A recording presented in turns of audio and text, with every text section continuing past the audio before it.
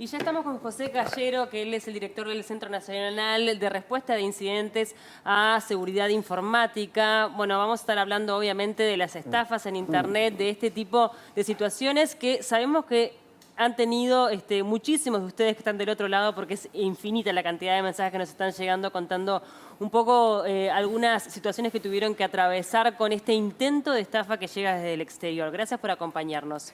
Hola, ¿qué tal? Muchas gracias. Me alegra muchísimo este espacio. Creo que es lo más importante para poder contrarrestar este tipo de amenazas es la concientización, hacer conscientes a los usuarios. Esa es la mejor técnica para poder protegerlos. Entonces, este espacio y esta conversación así es fantástica para eso. ¿Por qué se da esta explosión en nuestro país de intentos de estafa? No es que se dé en nuestro país, se da en el mundo, digamos. La cantidad de usuarios en Internet está creciendo permanentemente. De hecho, los números dicen que aproximadamente el 63% de la población mundial tiene acceso a Internet. ¿Tá? Entonces, ¿qué pasa? Cuando más usuarios, más posibilidades de hacer estafas o de tener más amenazas, digamos. Cuando se incrementa ese número, se incrementan las posibilidades. Es básicamente eso, es una cuestión de números, digamos. Entonces, cuando más expuestos está la población, más expuesto, más fácil es hacer las estafas. Y el Internet es un nuevo elemento que surge en esto, ¿no? Porque antes las estafas quizás estaban más dirigidas hacia los teléfonos fijos o las llamadas, y hoy el WhatsApp es un elemento que usamos todo el tiempo y que utiliza todo el mundo también. Es que las estafas no varían mucho. Las estafas lo que están haciendo es cambiando el modo de que se llevan a cabo, digamos. Hace un tiempo era por teléfono, llamaban tratando de engañar a la persona. Sí, antes está el teléfono fijo, ¿no? Como el modus operandi. Bueno, hay una escena muy interesante que es muy representativa de 9 reinas, que toca el portero y dice: hola, abuela. Fulanito, sí, dice, sí, soy fulano. Bueno, y ahí empieza la estafa. Esto es más o menos lo mismo. Tratan de generar un contexto muy cercano a nosotros y ahí se lleva adelante el engaño. Bien, ¿de dónde es que proceden los estafadores? Porque uno detecta en su forma de hablar que son como de otras partes de América Latina.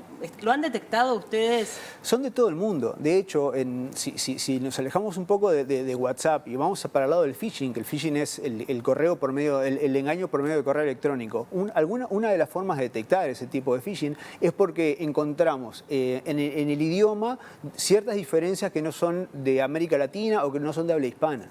Son un traductor, por decirte de una manera. Exactamente. Hay algunos phishing que están muy bien hechos y eso no se nota. Hay otros phishing que están más o menos hechos, los atacantes tienen menos recursos y bueno, y se empiezan a notar ese tipo de cosas. ¿Pero trabajan con delincuentes en nuestro país también? Porque en definitiva muchas veces para efectuar la estafa requieren a veces que algún uruguayo vaya de repente a la casa de la persona a la que quieren estafar. Bueno, ¿cómo funciona esto? Hay que tener en cuenta de que Internet no tiene fronteras. Eso es uno de los alicientes de las estafas en Internet. Es que la estafa comienza en un país y termina en otro.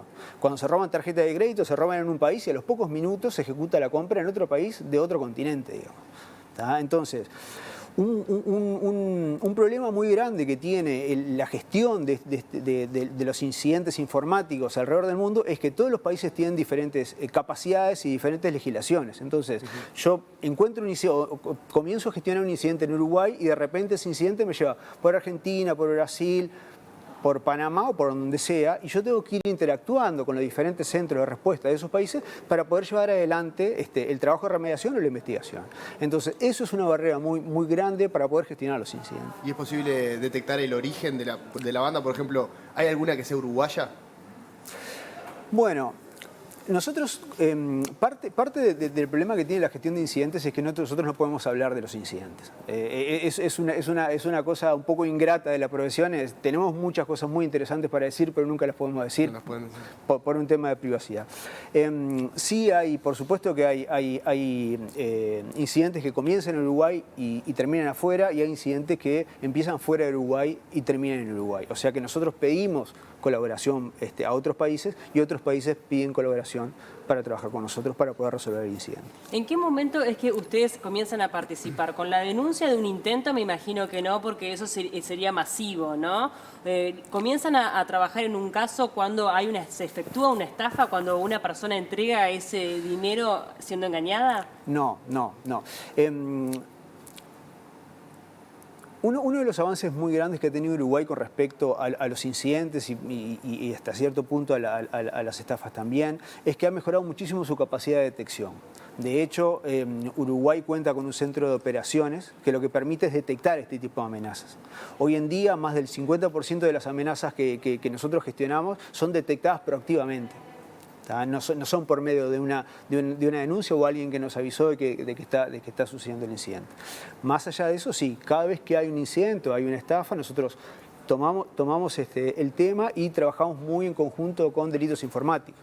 De hecho, nosotros nos encargamos más de la parte técnica de delitos informáticos, sigue adelante la investigación más policial. Bien. Cuando hablamos también obviamente del tema de Internet, allí aparecen, por ejemplo, algunas estafas que se dan con las tarjetas de crédito. ¿Qué tan frecuentes son? Y cómo hacer para que no nos ocurra, en definitiva. Ahí te voy a pedir como ese consejo, porque obviamente que uno compra por Internet, hoy es muy fácil poder brindar los datos de la tarjeta de crédito porque nos facilita la vida. ¿Cuáles son esos tips o esas cosas que debemos mirar en detalle para que no nos ocurra una estafa de este tipo? Perfecto. Una de las cosas más importantes a tener en cuenta cuando nosotros compramos es dónde estamos comprando. Nosotros... Hay que entender que para los usuarios es muy difícil a veces entender la dificultad o los riesgos que están sucediendo, que suceden en Internet. Si una persona normal va caminando por la calle y ve un callejón oscuro, sabe que existe un peligro dentro de ese callejón oscuro. Cuando un usuario está navegando por Internet, no le es tan fácil distinguir cuál página puede ser un riesgo y cuál no. Entonces, una de las recomendaciones que pueden tener en cuenta o que deberían tener en cuenta es en qué sitios se está ingresando la tarjeta de crédito. Bien. Ese es el primer punto. El segundo punto podría ser no dejar los datos guardados, porque llego a perder ese teléfono, llego a perder esa computadora y... Sí, hay todo un mundo de recomendaciones porque la gestión de los datos es un problema. Es como las contraseñas, como todo, digamos, lo más importante es resguardar esos datos, tener en cuenta de que cuando me roban el teléfono, el valor más grande no está en el teléfono, están los datos que yo tengo ahí adentro, y con la tarjeta pasa lo mismo. No tener los datos de la tarjeta en ningún lugar, no compartirlos, no dejar la tarjeta a la vista, tener siempre la tarjeta bien guardada es muy importante. A nivel de cifras, ¿tienen algún dato de cuántas hubo el año pasado y cuál es la tendencia más o menos que se viene generando de este tipo de estafas? De estafas con respecto a WhatsApp, no tengo números presentes. Sí tengo números presentes sobre phishing, que es muy similar. De las estadísticas que nosotros tenemos en CERTUI, en el Centro de Respuesta a Incidentes, desde el 2019 al 2020 se incrementó en un 49% la cantidad de phishing que nosotros gestionamos, y del 2020 al 2021 un 19%, perdón. Bien. O sea que se incrementó notoriamente. Sí. Perdón, dale. Preguntarte un poco lo que mencionaba Paula. ¿Cuáles son las más frecuentes? Te preguntó por las tarjetas de crédito, pero capaz que hay tenés un top 3 de estas son las estafas que más se repiten. Lo que pasa es que la frecuencia de las estafas depende del público objetivo, digamos. Yo puedo distinguir como dos grandes tipos de estafas. La estafa que quiere conseguir muchas estafas pequeñas y las pocas estafas que quieren conseguir un número muy grande, digamos. Las estafas que persiguen montos pequeños son estafas muy simples que establece una relación y después que esa relación está establecida te piden un giro, por ejemplo, o mirá, soy tu sobrino, me quedé con el auto, por favor, girame $50, $100. Claro. ¿Por qué? Porque todo ese tipo de estafas se hace por gran cantidad y como son de poco monto, pasan bastante por abajo del radar. Después están los otros tipos de estafa donde ya se perfila el objetivo, se busca información sobre el objetivo, se entiende bien cuál es el negocio del objetivo y se hace pasar, por ejemplo, wiling, que es cuando se persiguen los empresarios, por ejemplo, lo que hace es, se hacen pasar por la contraparte del empresario y le piden dinero en un tono de urgencia. Bueno, estamos haciendo este negocio, por favor, date cuenta que fulano, que es una persona real, que está involucrada en el negocio, pidió que le hagan un giro inmediatamente porque si no se cae, y en la urgencia esa hacen movimientos bastante grandes de plata. Que esos son metodologías similares con otros objetivos, digo. Claro. ¿Y Bien. cuál de las dos perdón, Pablo, cuál de las dos se repite un poco más? No, claramente la que se repite mucho más es la que busca pequeños montos con mucho menos especificación. Bien. Esa es la que se repite muchísimo. Es interesante también entender un poco el perfil, porque antes uno pensaba este tipo de estafas se dan para adultos mayores, personas que de repente, no entienden tanto de tecnología y pueden ser engañados capaz que más fácilmente porque están en algunos casos con una situación más de vulnerabilidad, por una edad avanzada. Pero lo cierto es que mucha gente joven también cae, también somos muchos que estamos en actividad y recibimos este tipo de mensajes. Es decir, que el panorama como que se abrió a diferentes franjas etarias, ¿no? Por supuesto. Por eso vuelvo a lo mismo. La concientización y hacer consciente a la gente de las amenazas que puede vivir en Internet es fundamental. ¿Por qué? Porque los atacantes se adaptan rápidamente. Hay amenazas tanto de empresarios, hay amenazas para personas mayores y hay amenazas para gente joven. Para gente joven al grado de compras dentro de juegos. Hay veces que dentro de juegos se pueden hacer compras, bueno, hay estafas relacionadas con eso. ¿Tá? Entonces, son muy hábiles y muy inteligentes. Y Siempre muchos buscan recursos. algo nuevo donde... Exactamente. Ahora, lo cierto es que cuando de repente hay una estafa con una tarjeta de crédito, allí después comienza, de repente si se efectúa finalmente esta estafa, comienza todo un periplo de la persona para intentar recuperar ese dinero, en donde muchas veces los bancos no se quieren hacer cargo porque dicen que tuvo que ver con alguna situación donde no manejó bien la información el usuario. Con descuidos un del descuido, cuando también podría llegar a tener que ver con la seguridad que tiene el propio sistema bancario, ¿no?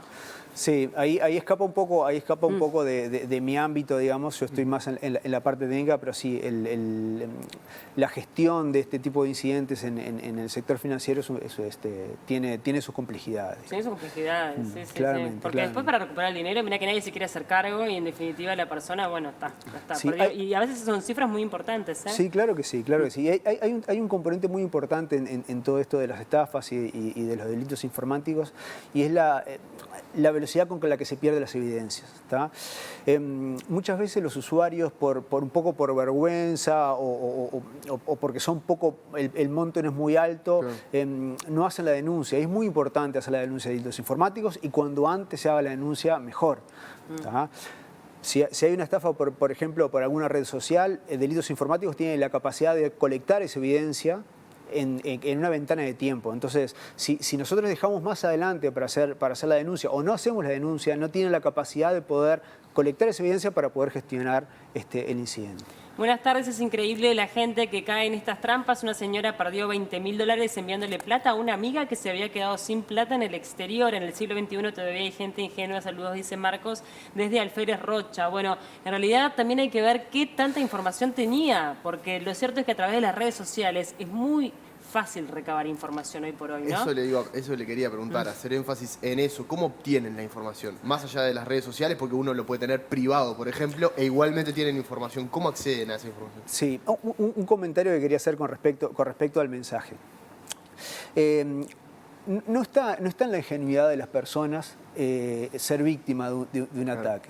¿Tá? Hay veces que uno piensa, bueno, qué ingenuo esta persona, ¿cómo pudo caer en ese...? Y nos agarra en un momento complejo o es por mensaje, yo contesto el mensaje rápidamente porque pensé que era un conocido mío y ahí ya es tarde. De hecho, muchos de los secuestros de cuentas de WhatsApp es así, soy fulano, por favor, pasame este código que te va a llegar porque lo necesito, y ahí ya inmediatamente toman tu cuenta de WhatsApp y después hay todo un proceso para recuperar esa cuenta que es complejo. Entonces, tengan en cuenta de que todos, absolutamente todos, somos posibles blancos de una estafa o de un incidente. No es tan simple distinguir una cosa de otra y hay que estar muy atentos a la información que manejamos. Bien, José, tenemos que ir cerrando, pero me importa dejar como el mensaje claro para que la gente que nos esté mirando sepa cómo actuar. Cuando se recibe un mensaje de este tipo en WhatsApp, ¿qué tengo que hacer? ¿Bloqueo el contacto?